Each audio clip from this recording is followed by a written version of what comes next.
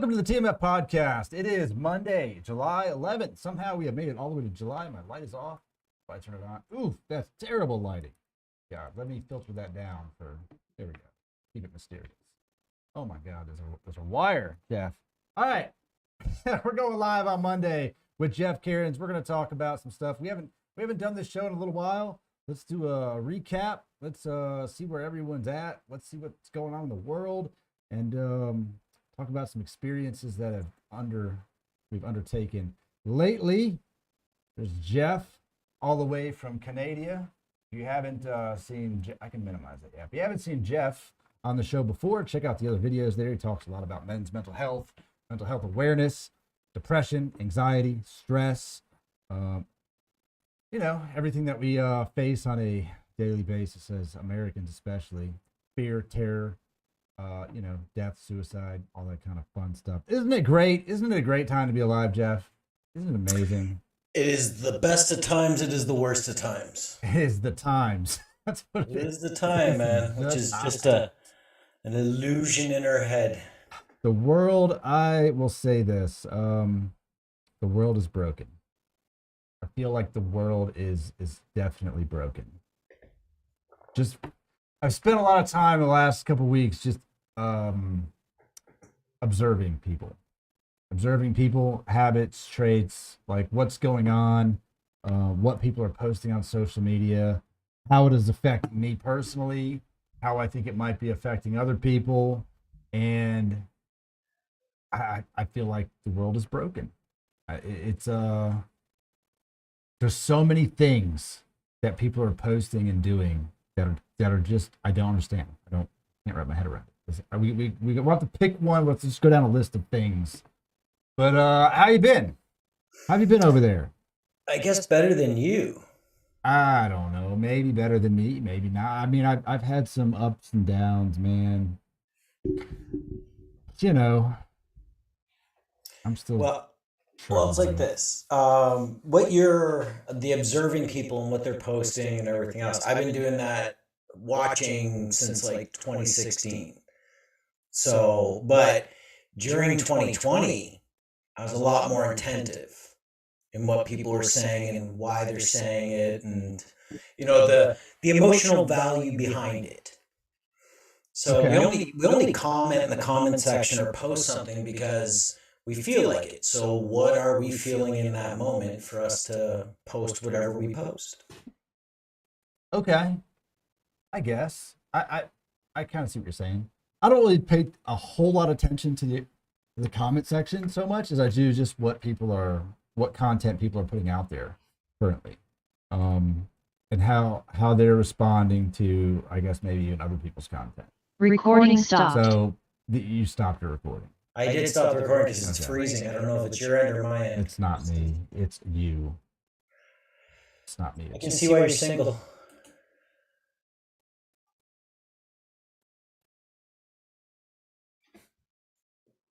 I wonder if you're frozen. Now you froze. No.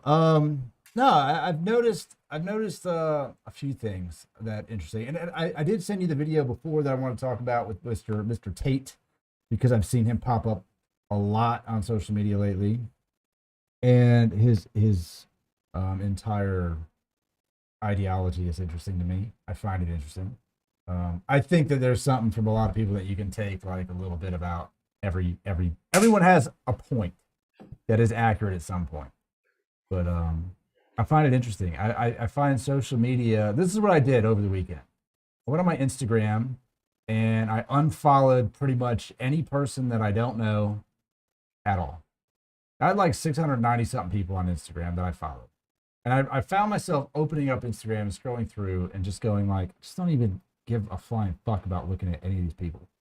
Most of them are women like in bikinis. I don't care. Like, who are you? Why are you on here? And why don't you have content of value? I'm disinterested. So I unfollowed them. And so I follow now like 90 something people, which obviously I don't know 90. I probably don't even know 90 people, but a lot of them are like, The Rock or Kevin Hart or people who are inspiring or inspirational type people. I like seeing their content, or comedians. And then a handful of people that I actually know.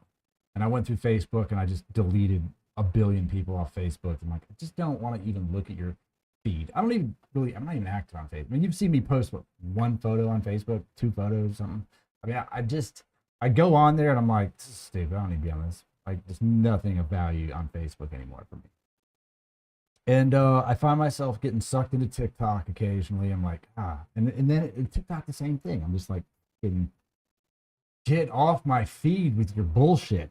Like, there's gym people or the depression ones. They you can, if you're not in a good mood, you can get sucked into a TikTok depression hole. TikTok's like, I think it looks at your face while you're looking at the phone, and it's like, oh, you're sad? Check out all this sad shit. They have a very powerful algorithm. Yeah. And yeah, there's enough videos I've watched about how TikTok is purely responsible for the younger generation's mental health problems. I could see that. I could definitely see that. I mean, it's pretty impressive how much you open it up and you're like, man, I feel exactly like that, like daily. And it could be good, bad, and different. I mean, it's whatever. You want to go to the gym and crush it. It's like all people in the gym just crushing it. You feel sad. It's people crying. It's sad music, missing their ex or they're cheated on or whatever. You're like, holy shit, why does this know exactly what I'm going through right now? And I'm not here for this. I'm here to find something to change this. So I find that interesting. One thing that I will find that I find, I don't know. So I go to the gym a lot, like twice a day, 7 days a week. I'm there all the time now. And I observe people. I find that most women that go to my gym are angry all the time.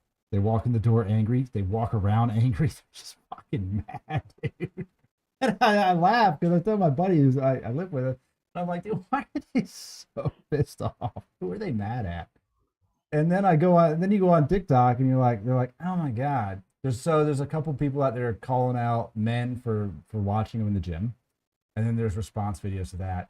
And I laugh because I'm like, okay, you don't want men to look at you in the gym while you're working out, but you're wearing barely pants or pants that are barely even pants, and you're over there doing whatever exercise you're doing, mind your own business. And then, this is the best part, Jeff. And then they put their cell phone on the ground and they video their ass the entire time, posted on TikTok. What are we doing?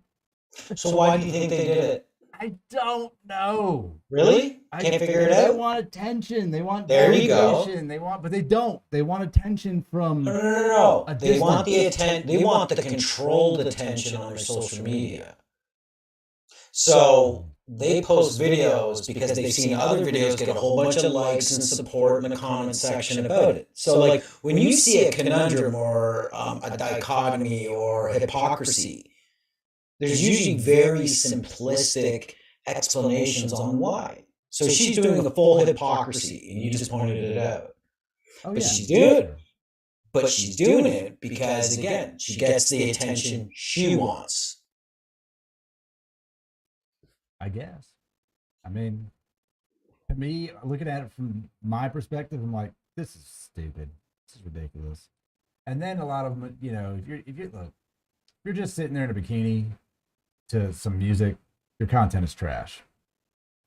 It's completely useless. Well, look, it's kind of like this. I've never followed the shit you follow. But it's like, if you really want to get self-reflective, you're obviously going through change right now. So, like, your body, your soul, your mind, everything wants change. It's just stuck on fucking repeat, though, which I've given you hours of advice on how to get out of. So this is not the time for it. But as you're being self-reflective, you look at why you follow, say Instagram, for example. Why did you follow all those pictures in the first place? On what? Like you said, you got rid of, like, you stopped following bikini this and this and that. I don't know. Like, I think because I've had Instagram for a while, at some point, maybe something showed up on my feed, or it was like, maybe when I was single and they're like, hey, follow me on Instagram. And you're like, yeah, okay. Because you're a man, you're fucking retarded.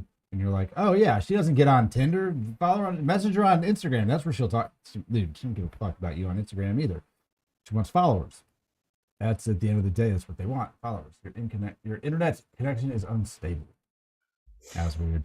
But I think, and then over time, we just forget about it, and then we have accumulated hundreds of people that were like every day. You're like, who the fuck is that? Why are you always at the beach? Like, what are you doing?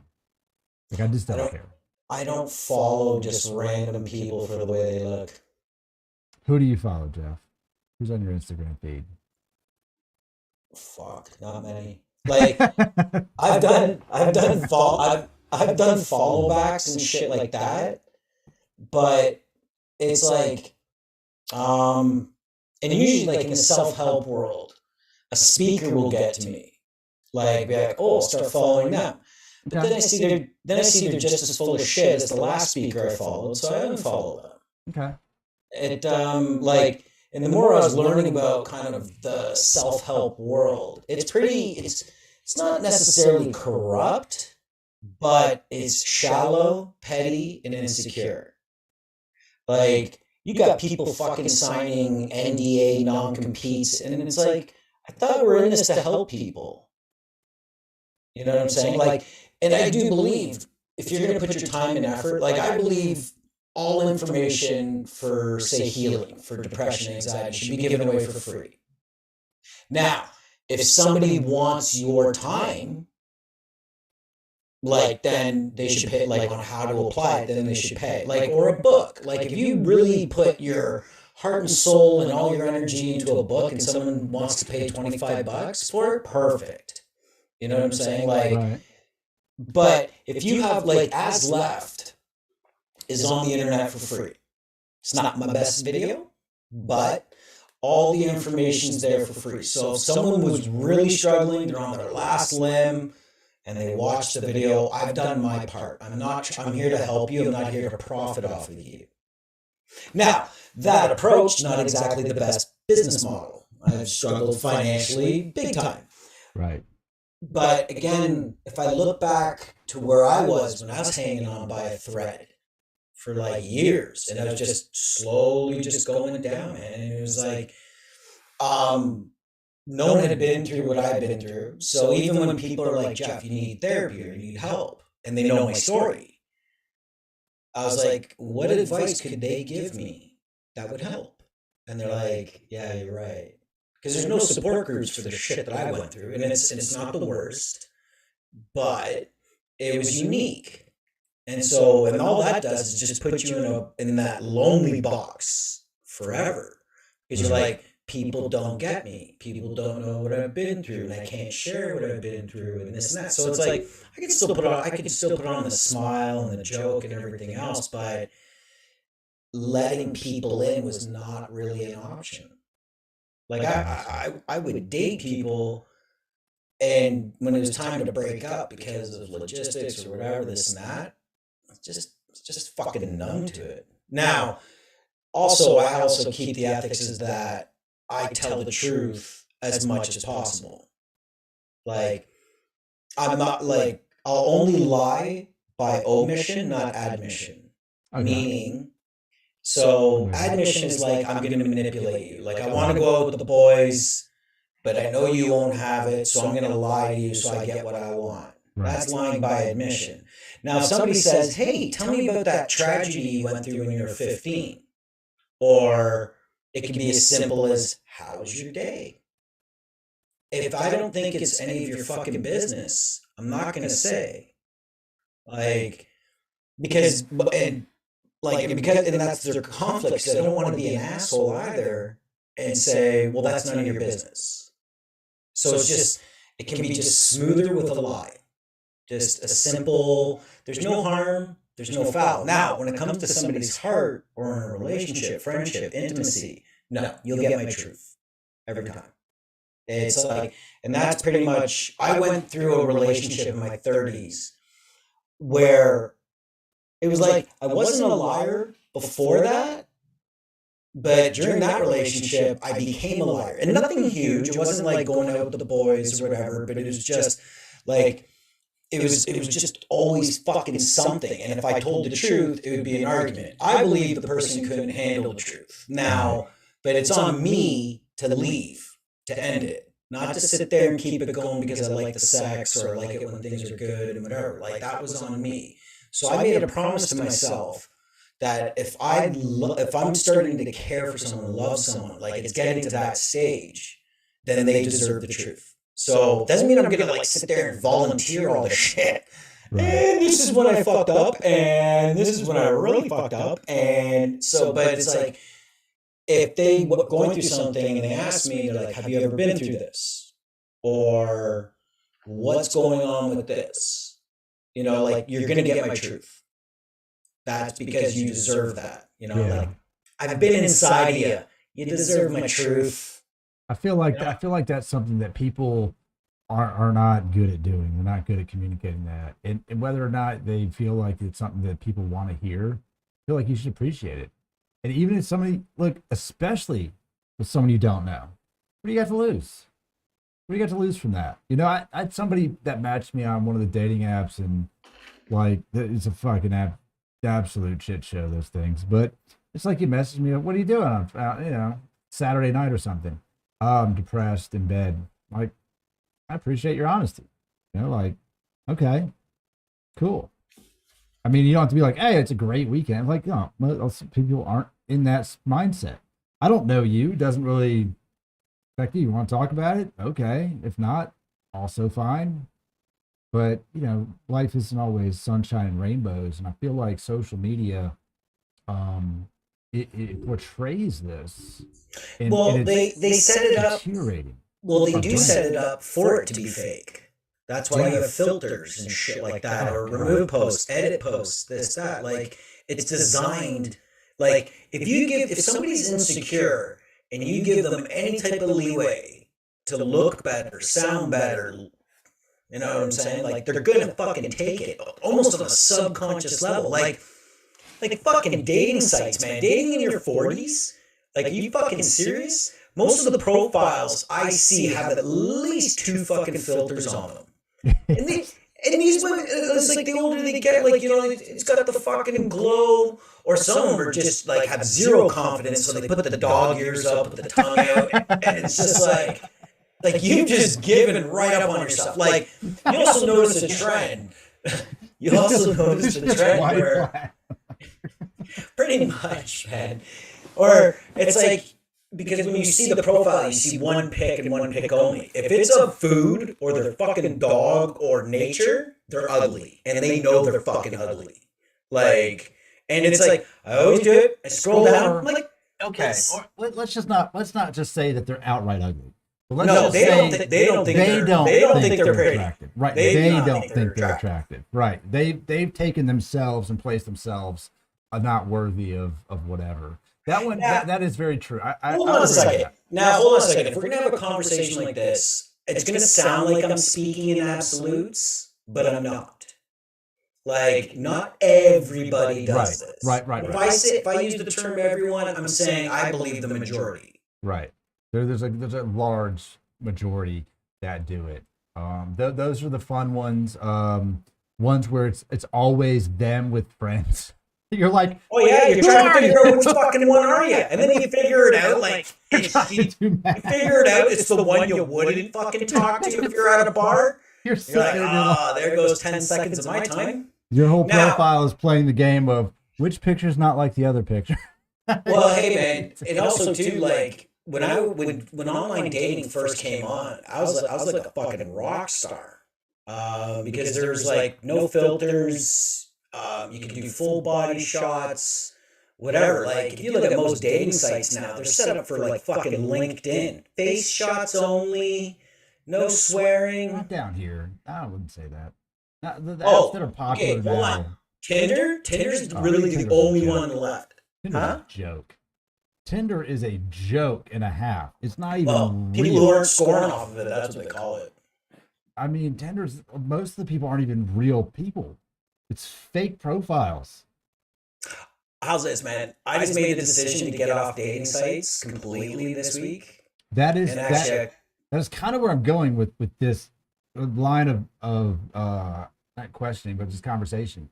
Is the trend that has popped up over the last maybe 4 or 5 days is on TikTok especially is delete your dating apps, post 3 photos of yourself on TikTok, and live your best life. Delete them. Just and then it's to the song "I'm Riding Solo." Like, just get rid of it. So I'm like, okay. So now everyone just says, "Fuck dating. We're just gonna be single forever." Like, what are we doing in society? But dating apps are a joke. They're an absolute shit show. No one wants to be on them. No one wants to be a part of them. They don't want to communicate with people on there. They don't want to respond to you on there. They don't want to talk to anybody. It is an absolute shit show. And my buddy sent me a video yesterday that I watched, and it was a guy, a pretty fit dude, and he was talking about statistically that even the top 10% tier, the tens of men, have a hard time getting matches on dating sites.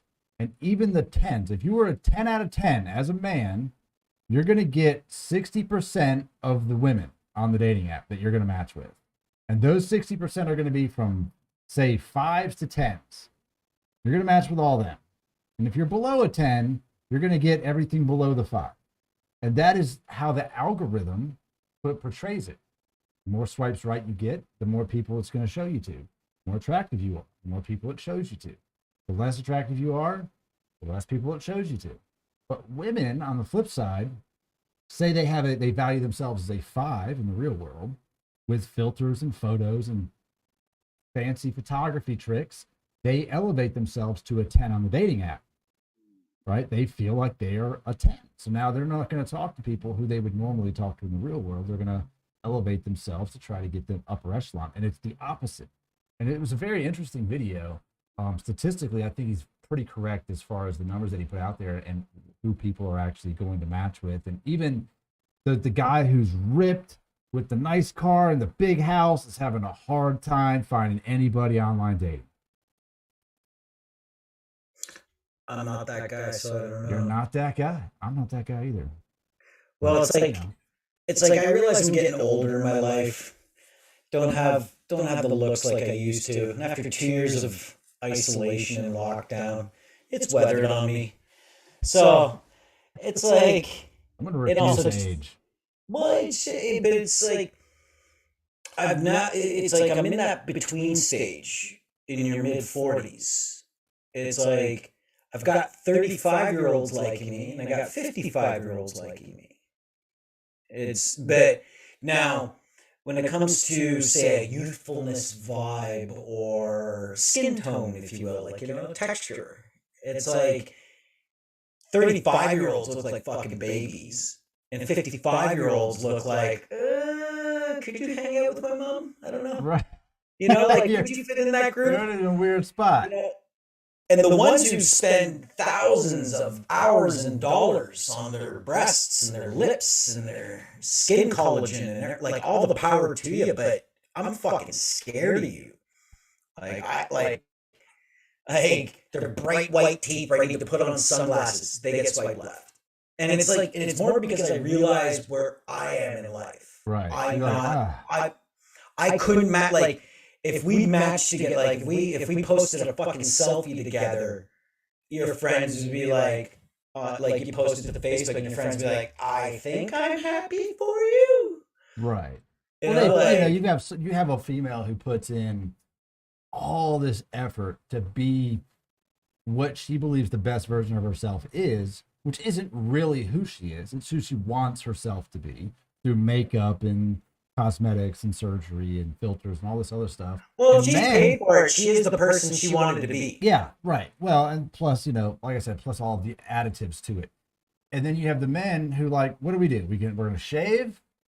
We're going to maybe, do your eyebrows or something. You're going to get a nice haircut. We're going to put on a t-shirt. Bro, we're going out. We're done. Like, we're ready to go. And we're not going to sit there and like, I'll be ready in 30 minutes, babe. I just got to finish doing all this stuff. We're not doing that, and women do. They put all of this. Not all women. Not all women, but a lot. I would say the majority. Actually, the majority of women I dated, no. Really? And that doesn't mean they're ugly or they don't like themselves. Yeah, right. I'm not saying that they don't. I'm saying no. It's just like, and also too, just by chance, the women I've dated in life have a very natural beauty to them. Like, if I can't be turned on just looking at you, then sure, like makeup, the whole nine, this and that. If so, that means if you need to be that for me to be turned on, that's not fair of you because you can't always be that. Right. No, You you're know what I'm right. saying? But if you can roll over in the morning, hair's a fucking mess, and you got barbecue breath and everything else, and I'm still like, hey baby, we're good. You know, Yeah. No, I agree. that's got the foundation for a relationship for I me. agree with you. And you know, I've had that in my life. I do miss that. I do look for that in people too. Like I don't want to find someone who's definitely like has to be done up and look amazing all the time. Like in their eyes. Anyway. Like I mean, it's okay. I'm looking for the person who goes out to the store and wears whatever. There was a woman at the gym a couple weeks ago. She showed up in she was young, she's probably 18 or something, but she had pajama pants on and like a tank top. And she sits down next to the machine next to us. We were working out, and I was like, I appreciate the outfit. I was like, that's what's up. And she was like, oh yeah. I was like, hey man, works, pajamas, fuck it. At least you're here. Who cares? If you have to dress up to go to a gym, then you might be looking at the gym for the wrong reasons. I don't know. I mean, look, the most active person I dated had every Gymshark combination of outfits, and you know, she looked good in them. She liked them, and she put them on for herself, and I was for it. I'm like, hey, it's cool. I don't have the option for accessorizing in that way, and I don't care that much. I mean, I want to make sure that my clothes don't clash when I go to the gym, but outside of that, it's shorts and a freaking tank top. Let's go. I'm not trying to coordinate like that, but you know, you notice it, I guess. You're like, oh, cool outfit. I mean, I notice it now because I spent a long time with that person, but when I go to the gym now, I pay attention to people's outfits sometimes. I'm like, oh, decent. I just found I became a lot happier when I stopped giving a fuck what other people are doing. I mean, I observe it. I don't care, but I observe it. It's what's there to look at. Again, it's a fleeting fucking thought in my mind now. So, and also too, if you are judging their outfits good or bad, you're not observing. You're in the game. I'm not judging them. I just pay attention. I'm not like, oh my god, I can't believe you wore that. It's like You started off this conversation about how many people you're observing, and what? I It's do. just, I observe. oh, you're all zen I don't care. under the But banyan tree. I observe it because I'm looking at Man. what the world is going to. Like what are people doing? Why Well, are you're you never walking gonna around puzzle mad? big guy. You're never gonna figure that fucking out on your news feed.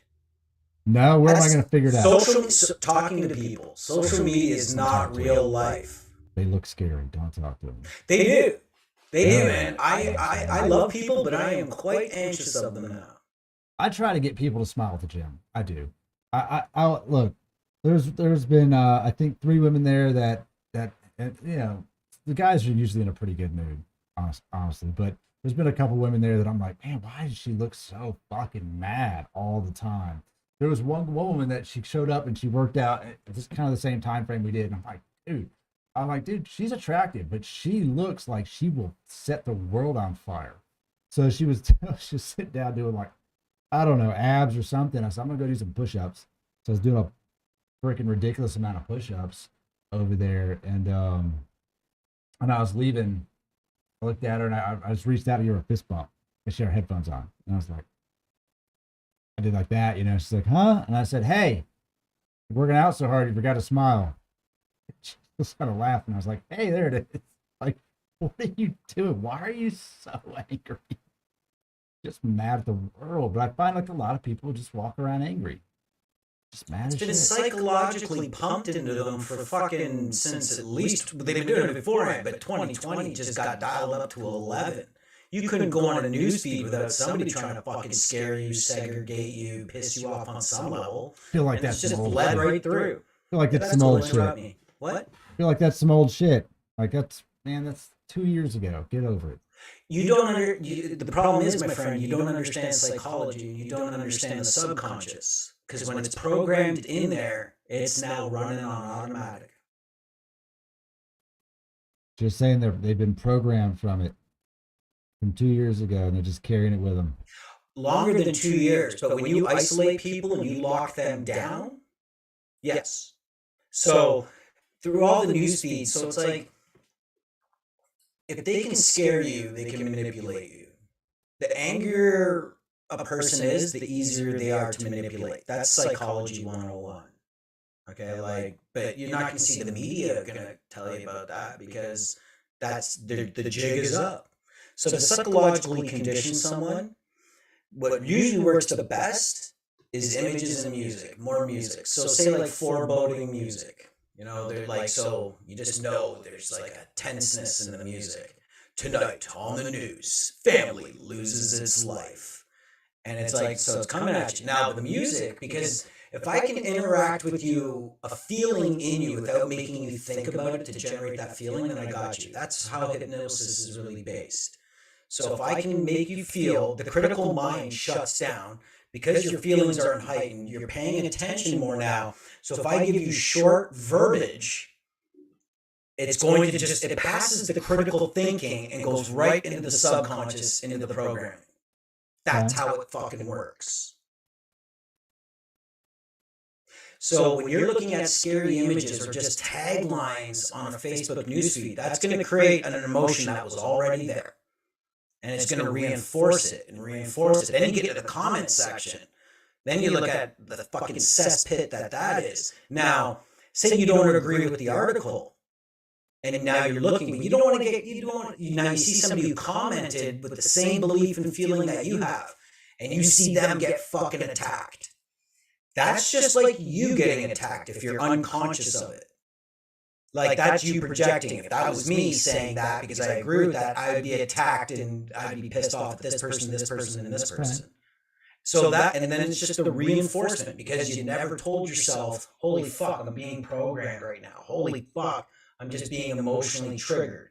We want to blame it on Barbara in the comment section, but it's us. We're creating it, we're doing it, but we're unconscious of it. Okay.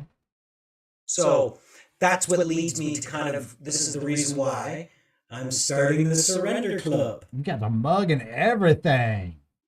Well, so the last time we talked about the Surrender Club, I was going to start a crying club to get attention out.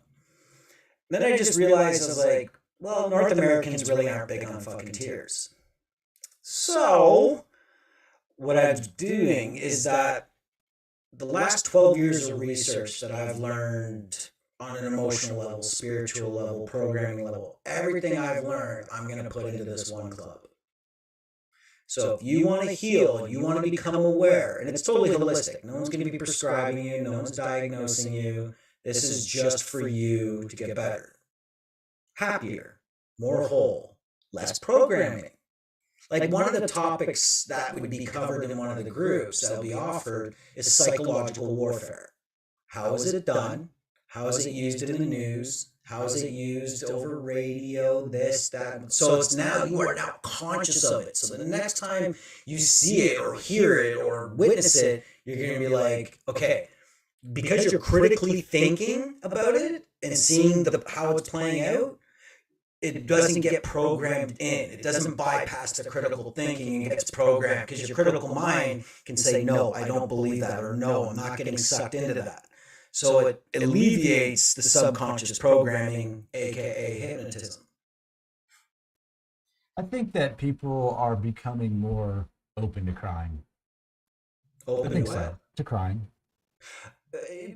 It's becoming a thing. The younger generation, yeah, they're all a bunch of fucking pussies and victims. I mean, look, I tell you, I'm observing people through social media, TikTok. It's becoming a thing where men are. Buddy, there's fucking there's 8 billion people on the fucking planet, and you're analyzing the fakest fucking medium there is. Please, give me your fucking pearls of wisdom of analyzing 8,000 people because you just absorbed it all. Go ahead. I'm fucking listening. I'm gonna sit back for this. I think that they are going, if you keep putting it out there, that it will have an effect across the board. Maybe you don't always post it, but I think that at home they will sit there and they will feel it. I think it will eventually turn a leaf.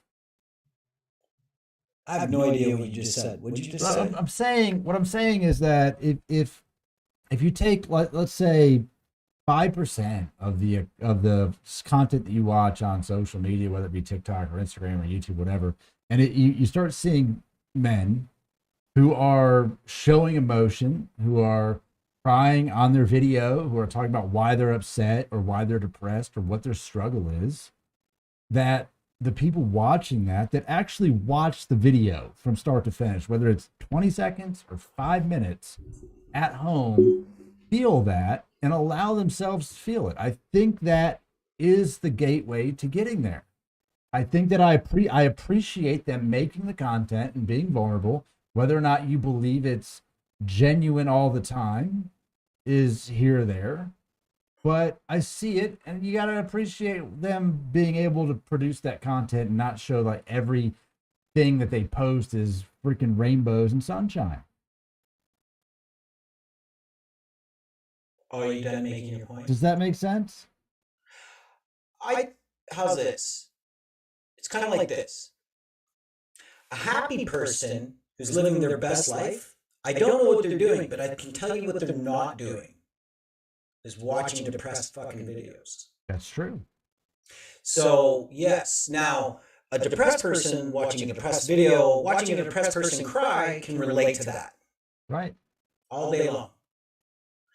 So, and again, like, how's this, man? If I put up a post and I get 50 likes, I'm having a good post. That's like, break out the red panties. It's time to celebrate. Right. But it's in the grand scheme of things, there's still a huge stigma about tears and crying. Huge. Huge. And it's like, and again, I believe that, like, I believe that babies cry and adults surrender. When you use it as a tool to heal, instead of, it's like a release valve. I can't take it anymore, so I broke down. Okay? So that's even just that fucking view, the wordage, everything else. Now, when you actually surrender to your anger, when you surrender to your sadness, your despair, your sorrow, meaning I'm not going to resist this, and I'm going to go through, and I'm going to feel this nightmare intentionally, that's when, like, you're not even crying anymore. You are literally feeling your own darkness that just comes in waves. But powerful thoughts create powerful energy, emotions, and they need a powerful release. It doesn't get more powerful than the eyes. Okay. So, and until that happens, most of those fucking videos, I haven't watched, you know what? I don't watch any of those videos because I believe, like, I'm biased because I just believe people are looking for fucking attention and they don't really want a thing to do about it. Like, when I graduated and everything else, I spent hours in comment sections trying to teach people, help people, whatever. And I just realized people love being in that dark place because A, they're used to it, they don't believe there's a way out of it, and they get a lot of attention from it. Okay. Again, I do like, and again, it's biased because I have spent hours trying to help people, but it's like, if someone's not ready to listen, you are just wasting your own fucking energy on them. Like, there's the trans-theoretical model for change. The first thing is pre-contemplation. Then there's contemplation. Then there's planning. Then there's the execution of the plan. Then there's maintenance of the plan. And then there's termination of it, like you achieved your goal. Okay? So from contemplation all the way to execution, you can jump anywhere in the map. Like, there's somebody who's like almost OD'd. Okay? They weren't planning on quitting drugs, but they fucking OD'd that night. Now their life is on the line. They go skip into, I fucking quit, I don't care how, and done. So they didn't plan it. They didn't execute the plan. They're just there. Now they're maintaining that plan until they either stay sober or go back. Now, there's one stage called pre-contemplation. And pre-contemplation, what does that look like? That is people saying, well, it's life's fault. It's my partner's fault. It's because of my abusive relationships. Like, all the excuses that they give why they have to stay where they're at right now, they are literally in pre-contemplation. Now, an example of these people right there, they're energy vampires. Or they've just gone so recluse, they're not bugging anybody. But usually the ones who like to bitch and complain and do nothing about it, they're fucking energy vampires. And I've bumped into them so many times, and they will leave you fucking drained. Okay, like when you've spent hours with them trying to help, like mustering up your best motivational, best empathetic, this and that, and then by the end of it, you gave them all the solutions you believe would help them work, and you get a reply with, but you don't understand, and they go right back to the fucking problem again. Energy vampire. Now, because of your caring, they can literally feel that.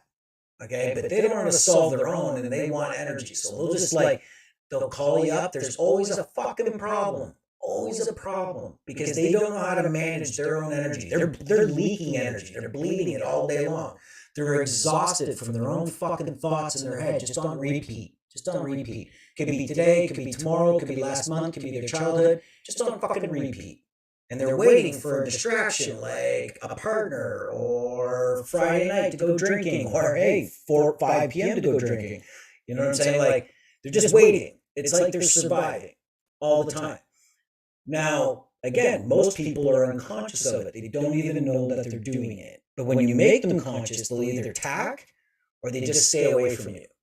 And that's the one I like. Because I like anybody who comes into my life, like when they're like, Jeff, can you help me? Can you phone me tomorrow around 6 o'clock? I've got this problem. And I'm like, well, why can't you book some time with me? Well, we're friends. Like, okay, so if you got a friend who's a master carpenter, are you going to phone him up on a Friday being like, hey, can you come over Saturday and just like build me a small deck? Because when I'm helping someone, I put in the same fucking energy. When someone's telling me about their problems or where they're struggling and everything else, I'm not looking at my phone. I'm not wondering what I'm doing tomorrow. I'm all about them. The ambiguous them, not the gender them. Right.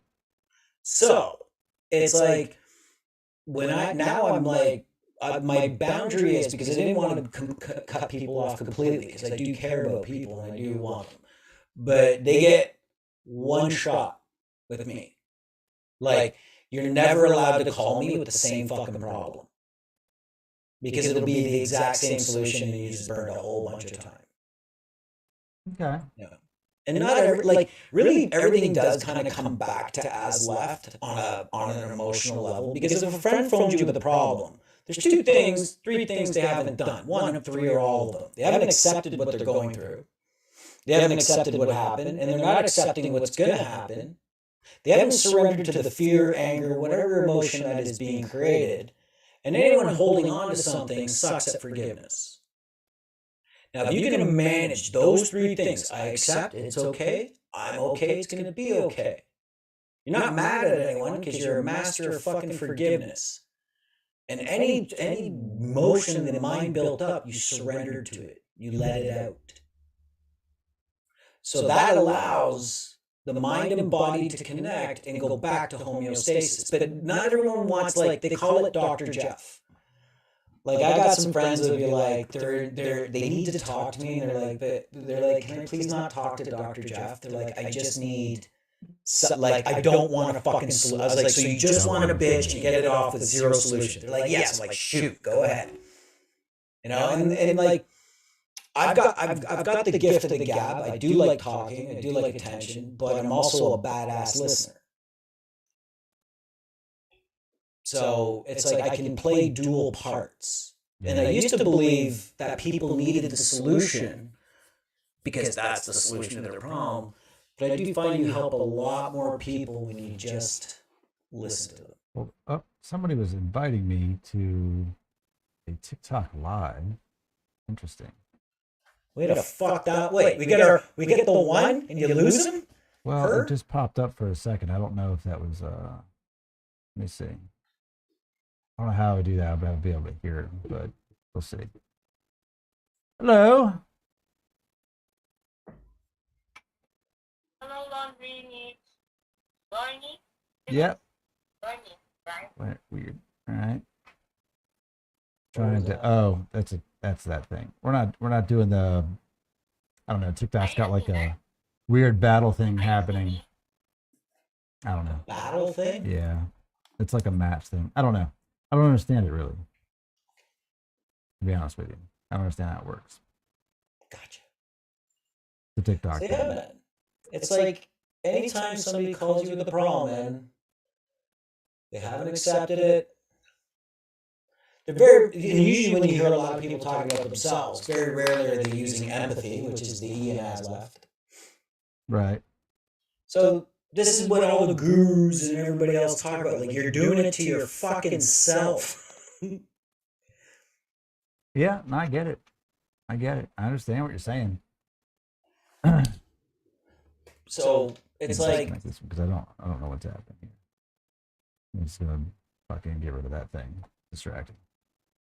It's just like from a different country or something. So fucking get off of that. All right. Yeah, man. I get it. I get what you're saying. I don't have, like I've got like 2 people that I talk to on a daily basis. Most of the time we're in the same situation. Try to just keep each other's head straight, eye on the prize. And one of them, a friend of mine, life is weird sometimes. I actually met her through a dating app like 3 years ago. We never dated, but just kind of stayed a friend. We chat a bunch. And she has a wild life of a shit show disaster, as I always say, but she decided she was going to start dating again and get on apps, and she's met some interesting folks. And she tells me with these stories of just, dude, I'm like, why are men crazy? Crazy as hell. So I feel pretty normal when I hear her stories of her dating woes and the shit that men do. I'm like, wow, I feel pretty normal. yeah, no, I've been hearing nightmare stories since day one back in 2008. But yeah, it's like, I think the older we get, the more, and we're on our umpteenth relationship.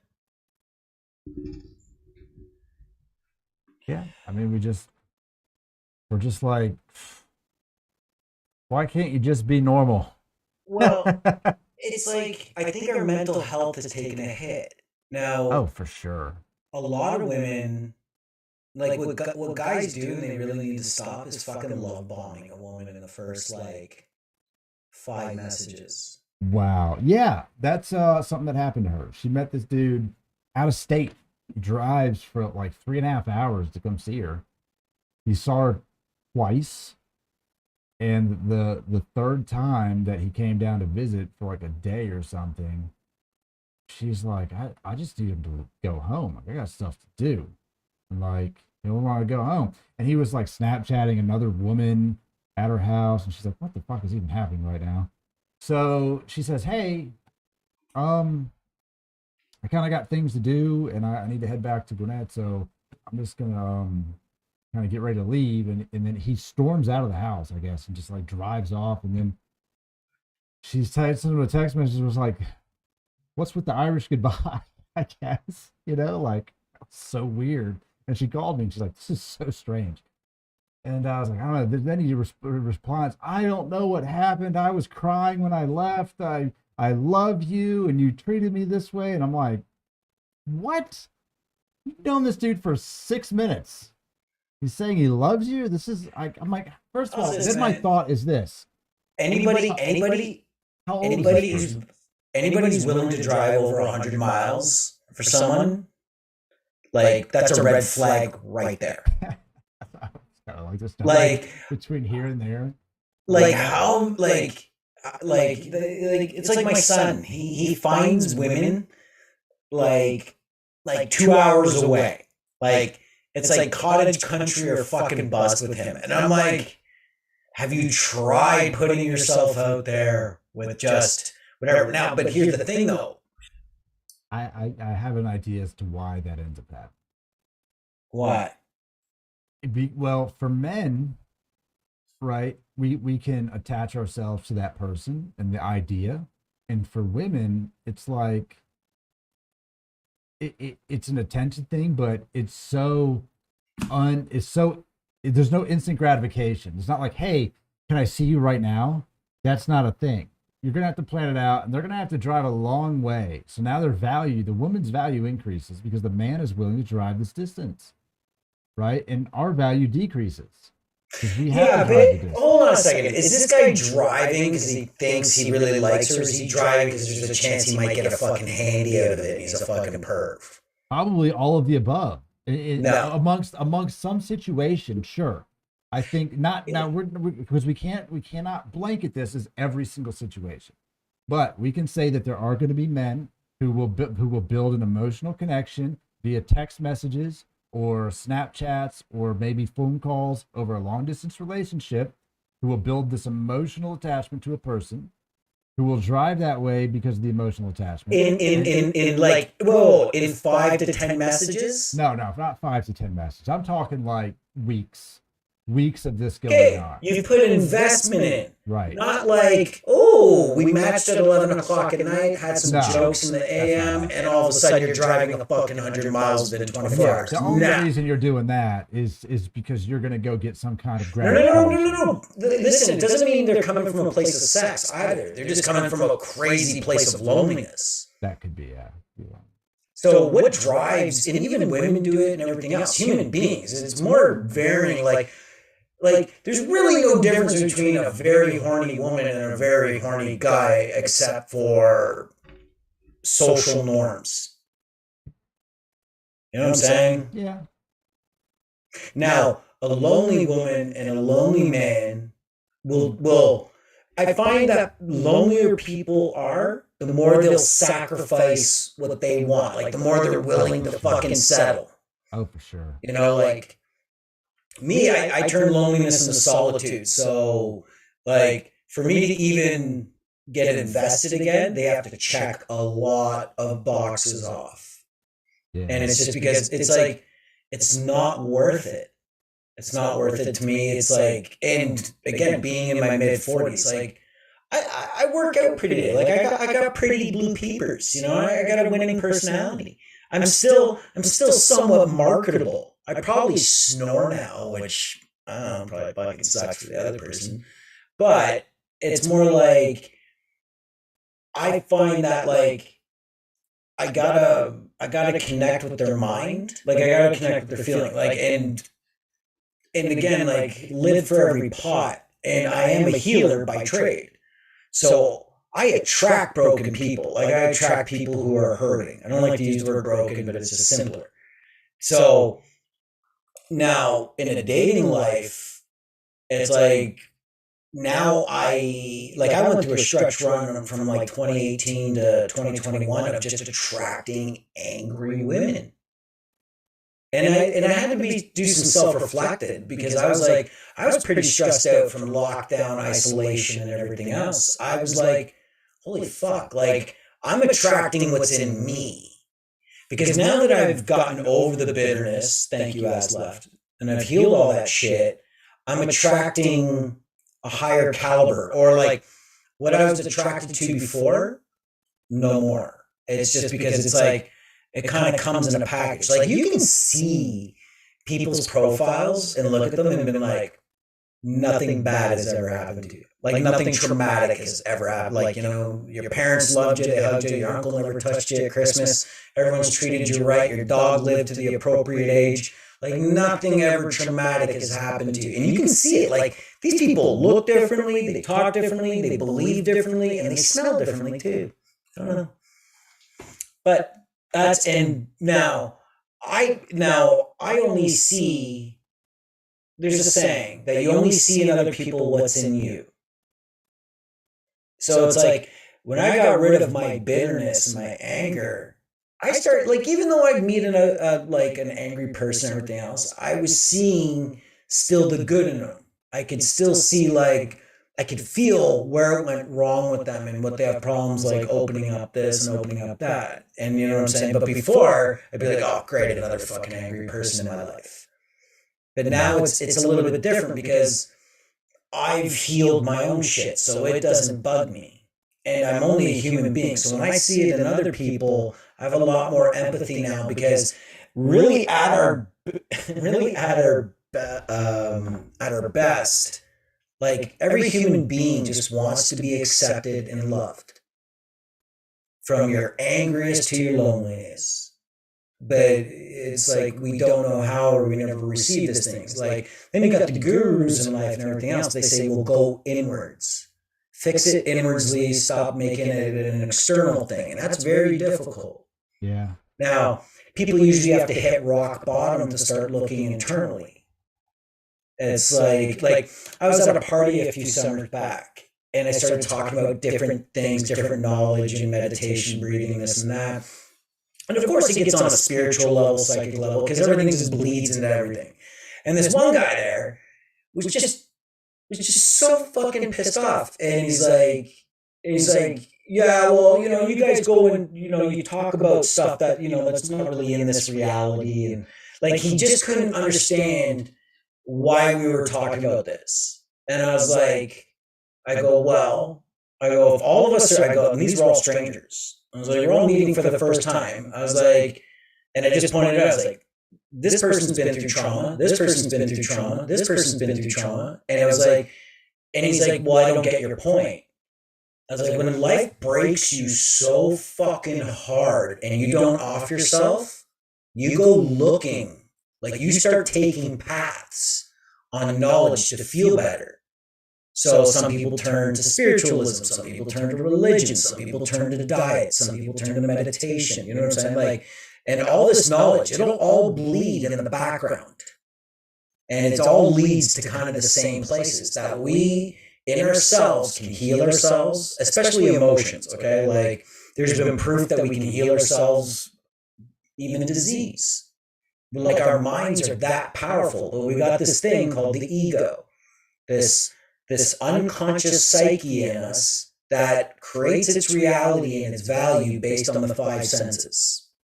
I am how much money I make. I am what people think of me. I am what my body looks like. I am like, and if all the boxes are like, the ego got programmed a long time ago on what's good and what's bad for you and for you only.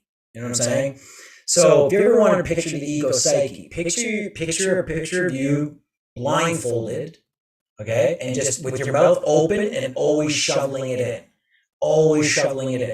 because it doesn't know why it needs to be filled. Like the ego can be filled, but then it gets bored again. It creates that void that people are trying to fill.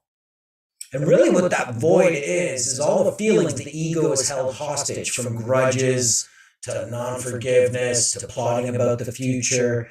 It's not. And it's like, so when you remove that and you get on the other side of it, which I have a few times, but I live in the ego, but I also understand when it's fucking crushing me now, when it's keeping me up at night, when it's making me like lose my shit because I can't fucking think about it. So it's like, if someone fucks you over or is fucking with you behind your back, this is a piece of advice.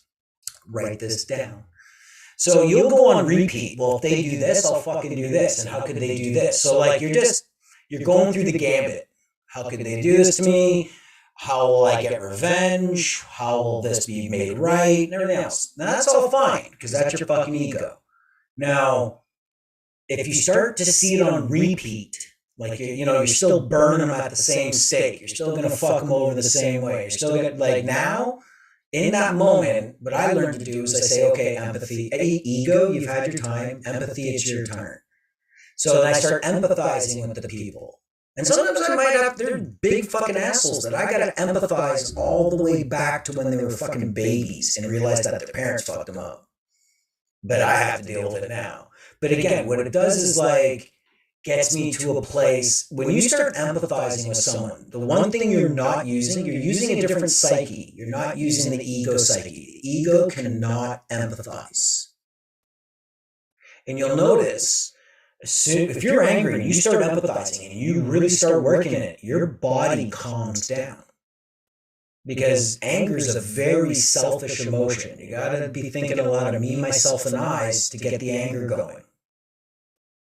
And empathy puts a stop to that because you're now putting your thoughts, your awareness, and your connection into that person. And you're giving it the benefit of the doubt. You're not trying to unravel stones to prove what a douchebag they are even more. You understand? You're getting to a place of peace.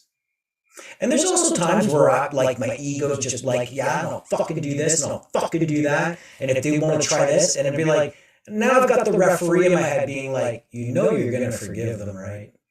I know, but fuck it, I'm on a run. And I just let it go. But again, it's like, before I knew the power of like forgiveness and surrender and empathy and everything else, I was literally a victim to my own mind. Yeah, I could see that. That's a lot. I think that's a lot of people. I think that's a lot of people in the world that are a victim to their own mind. It is. Why do you think like social anxiety is a pure ego disorder? Because in society, you care what people think. Well, what will people think if they do that? And it's like, holy fuck, you are self-absorbed. Just go to the grocery store and get what the fuck you need and don't fucking worry about it. Right. It's like the mind has 60,000 thoughts a day, each one using up energy and creating energy. And that energy, however it gets judged, will be an emotion or a feeling. Uses up energy, uses a positive thought, positive feeling. So how many of those 60,000 thoughts a day are we burning energy on other people's opinions?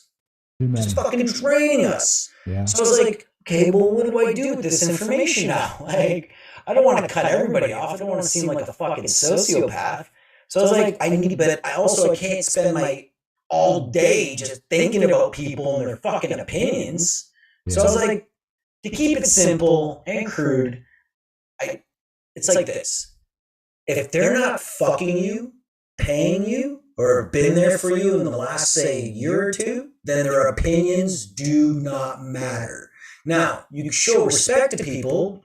Like if they give an opinion you don't like and you disagree, my statement now is like, well, I'm not going to die on that hill and you're a good person. So I was like, go ahead. Yeah. You know what I'm saying? So it's like, I'm showing respect, but I'm not absorbing your opinion like I have to fight it. Right. And if you're like, Jeff, you know what you should be doing with your life? I'm like, hold on a second. Are you fucking me? Are you paying me? Like, are you my client or boss? Or have you been there for me? No? Oh, please, by all means, tell me what I should be doing so I don't have to listen. But go ahead. You waste your time, space, and energy. Go ahead. I'm listening. You know? And a lot of people care. A lot of people care too much about the opinion. There you go. Who do not there needs to be balance. If your boss hired you and is paying you a decent wage, their opinion fucking matters.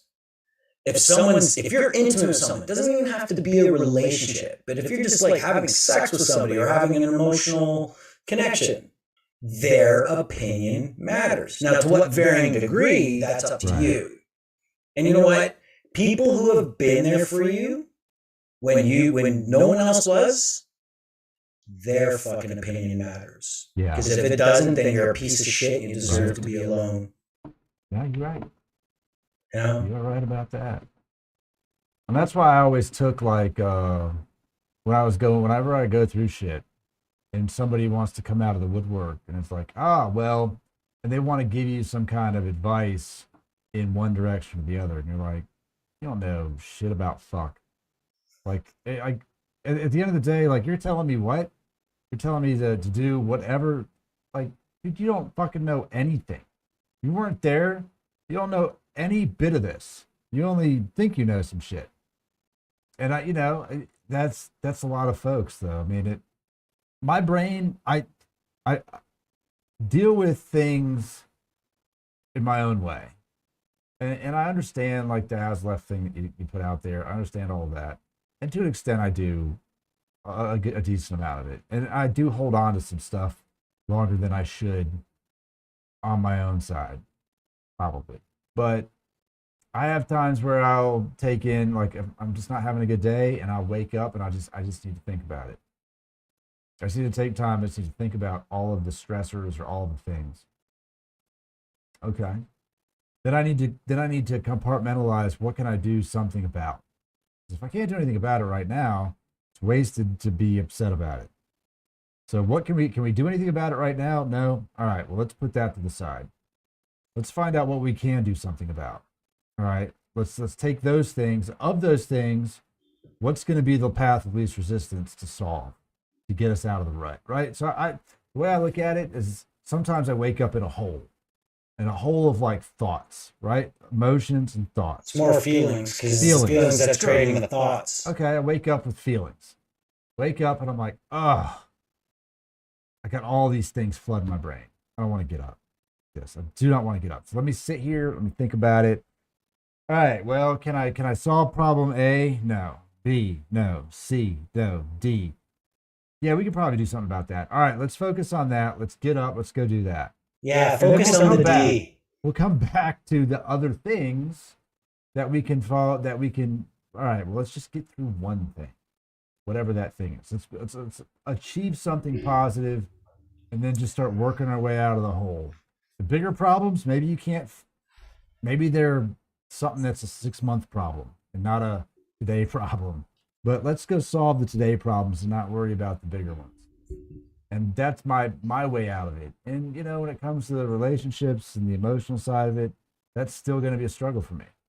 Like, I've accepted that it's going to be a struggle for me. Okay. If that makes sense. Like, yeah and no. Because if you truly accepted it, then it wouldn't be a problem. So the problem isn't just me. The problem is, I look at the world through the observational side of it and go, the world is broken. What I want, you're broken. I am broken, but and you're seeing you are seeing the brokenness. You heal your own pieces, man. You're gonna have a lot more optimism for people in life. I promise. Man, I go into every new encounter with optimism, and I am shown with every new encounter. Don't fill this fucking feed with lies. It's not lies, bro. No. Okay, so you're lying to yourself. Okay, that's cute. You keep going. No, I'm not. I have tried. I've attempted to make new friends and new relationships and build this. And you just can't, because you haven't even let go of your old relationships. I have. I've tried to make new relationships, Jeff. I put myself out there wholeheartedly. No expectations. Just, hey, let's meet up and let's see if we even if you click, then cool. If not, then cool. Like, I've never had a bad first date in my life. I've had plenty of first and last dates at the same time where I'm like, yeah, well, you know what? That's clearly not the person that I thought I was meeting here, but we're still going to enjoy the evening, and we came here to listen to music, or we came here to do this, and that's what we're going to do. And then after that, see you later. Cool. That's fine. Completely okay with that. I've had some real interesting, like, I would say, interactions with people lately where I'm just, the back of my head goes, it's like such a waste of energy to even engage with this person. Like, what are you doing? Why did you do that? Why did you waste your time, this person? But I put myself out there. I got a real interesting one. You want to hear a real interesting one? That, I mean, first of all, at the end of the story is the same. I come to the same conclusion. I'm asking if you want to. I'm giving you the end, which is curiosity. I'm curious. At this point, I'm just beyond curious. And my buddy at the gym, he goes, let me tell you something. Curiosity killed the cat. And I was like, you're not wrong. You're not wrong. But I'm super curious by this person and just the interaction, but I'm not going to put any energy into it, because I put energy in it. I put positive energy into it, and it was just like, what the fuck is going on? But I can tell you an interesting, it's not even a dating story. This is an online dating story. It's weird. It's strange. And the saga look, the book was closed, and then today it was like back on my doorstep. I'm like, oh, look at this book. Curious. Okay, well, how's this, man? I'm getting really fucking tired with my internet connection. Yeah, your internet connection's amazing. Oh, it sucks. Rogers had like one of the biggest outages. Like the country went down on internet wise, pretty much on what, Sunday, Monday, Saturday? I don't fucking know. Anyways, well, how's this, man? Then let's get on. Let's do a show in a couple of days. All right, like instead of 4 weeks. All right, let's build up some momentum. Let's do this a little bit more. Okay. And how's this? Let me leave you with something because I always like to leave my awesome friends with something. Now, you're saying you're waking up with these feelings, like most people do every morning. Sometimes. Not as much anymore. I'll tell you this. I don't have them. I stopped taking the CBD gummies because they were fucking with my brain. Like I had weird dreams. I'd wake up and I'm just like, fuck this. I'm not a person for like the last 2 decades that even remembers remotely dreams at all. I just wake up. I go to sleep. I wake up. Cool. But man, them CBD gummies were fucking with my brain, bro. I was like, what the? I woke up just not okay. Too many times. Man. The next time you're going through it, then I'll give the advice. There you go. Now I switched to a different sleep aid. Now I just sleep. It's great. Much better. What's your sleep aid? Oxygen? No, I took I went to like the sleep section at Kroger and they had like these. It's not a melatonin. It's like a little tablet. I don't know. It's got something different in it that's supposed to help you sleep at night, and it does. Awesome. I get sleepy, and then I'm just like, peace out. Because I know. Look, first of all, I spend my day hyped up on rock stars and pre-workout. So in the evening, I'm just like not super tired. My brain is very active. I tried the Joe Dispenza stuff. I tried the count. I tried all of it. I tried breathing. I watched the videos. Tried all of it. Did you give it a full 10 minutes, Lauren? No, man, full like 10? hours, bro. I was up hours, like breathing, holding it, the 4-7-8, all of it, the Wim Hof. I'm like, bro, listen, Wim Hof ain't supposed to put you to sleep. Wim Hof is supposed to wake you the fuck up, man. So if you're sitting there tumo breathing at 1 o'clock in the morning, I'm surprised you didn't go run a fucking marathon, man. Straight up. The other one, the 4-7-8. Breathe in for 4 seconds, hold 7, let out 8. It's supposed to help you go to sleep. How's this, man? You know you better than everybody else. So until you become a problem, I got no advice for you. There you go. Give some advice to somebody else. Exactly. People will actually listen and practice it. Yeah. Well, I'm glad you're doing better, brother. So, but yeah, I'm gonna hop off. But let's get together soon. And for anybody who's watching this, contact us, man. Let's get into this three-way. I don't know a way to explain that without sounding dirty. So, but yeah, no. The whole point is I've got over a decade of knowledge that can help heal, like whether it be physical, emotional, mental, kind of go hand in hand. So, and I'm dying to share it with people. So I want to put it to the test, and I want to, like, I've helped so many people just in a conversation, like change their life with depression for a decade, or hooked on a drug, or this and that. And it's just, and all I'm doing is giving you another way to look at your life. That's it. Because that's the way I had to look at my life. You know, and I got a lot. I don't want to brag. I don't like bragging about myself, but there was a lot of great gains that came with it. And when I realized it works for not just me, but human beings, that's when I started dedicating my life to do this. Yeah. So yeah, Lauren, thank you for your time, sir. All right, buddy. We'll see you in a couple days. Later, buddy. Later.